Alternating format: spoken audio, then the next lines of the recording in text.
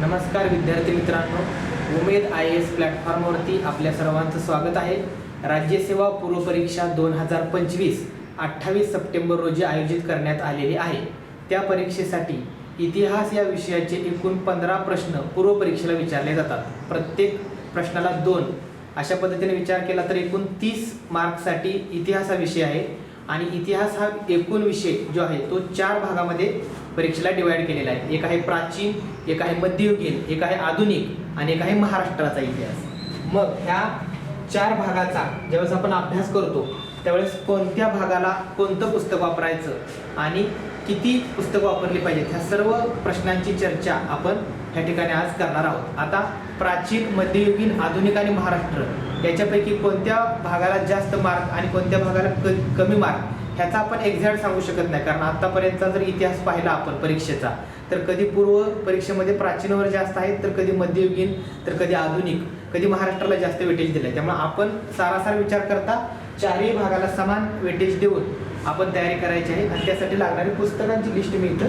तुमच्या समोर मांडलेली आहे। तर त्यात प्राचीन जर बघितलं आपण सुरुवातीला तर त्याच्यामध्ये 6वी आणि 11वीचं स्टेट बोर्डचं पुस्तक आपल्याला सुरुवातीला वाचायचं आहे प्राचीनसाठी, आणि मध्ययुगीनसाठी फक्त 7वीचं जुनं स्टेट बोर्डचं आपल्याला पुस्तक वापरायचं आहे जे इंटरनेटवरती आपल्याला अवेलेबल आहे। आता हे प्राचीनमध्ये जे 11वीचं स्टेट बोर्ड आहे त्या 11वीच्या स्टेट बोर्डामध्ये आपल्याला मध्ययुगीनचा सुद्धा काही भाग कव्हर केलेला दिसून येतो। त्याच्यानंतर हे सोडून सुद्धा तमिळनाडू स्टेट बोर्डचं पुस्तक वाचणं आपल्याला मॅन्डेटरी आहे, कारण 23ची परीक्षा असो किंवा 24ची परीक्षा असो तमिळनाडू स्टेट बोर्डमधून आहे असे प्रश्न आपल्याला विचारले, ते पुस्तक सुद्धा आपल्याला वाचणं खूप गरजेचं आहे।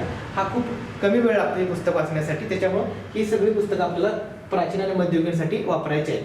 त्यानंतर आधुनिकसाठी आधुनिक महाराष्ट्र किंवा आधुनिक भारत असं जर विचार केला तर महाराष्ट्र द्या सोडून आधुनिक भारतासाठी समाधान महाजन सरांचं पुस्तक आपल्याला वापरणं गरजेचं आहे। अगोदर समाधान महाजन सरांचं पुस्तक जे होतं त्याच्यामध्ये त्यांनी महाराष्ट्र आणि भारत हा एकत्र करून दिला होता, आता त्यांनी 2 वेगळी पुस्तक केली आहेत, त्याच्यामुळे भारताचा दृष्टीने विचार केला तर त्यांचं पुस्तक वाचणं आपल्याला गरजेचं आहे। आणि महाराष्ट्राचा विचार केला तर एकच पुस्तक आपल्याला वापरायचं आहे गाठाळ सरांचं जे आयोगाचं रेफरन्स बुक आहे, कारण त्या पुस्तकातून लाईन अशी धरून डायरेक्ट प्रश्न 23ला आणि 24ला विचारले, त्याच्यामुळे गाठाळ सरांचं पुस्तक आपण स्किप करू शकत नाही। त्याच्यामुळे ही इतकी पुस्तकं आपल्याला वाचायची आहेत। थोडक्यात बघितलं तर प्राचीनसाठी 6वी आणि 11वीचं स्टेट बोर्ड आणि मध्ययुगीनसाठी 7वीचं स्टेट बोर्ड आणि ह्या दोन्हींसाठी मिळून एक तमिळनाडूचं स्टेट बोर्ड वापरायचं आहे।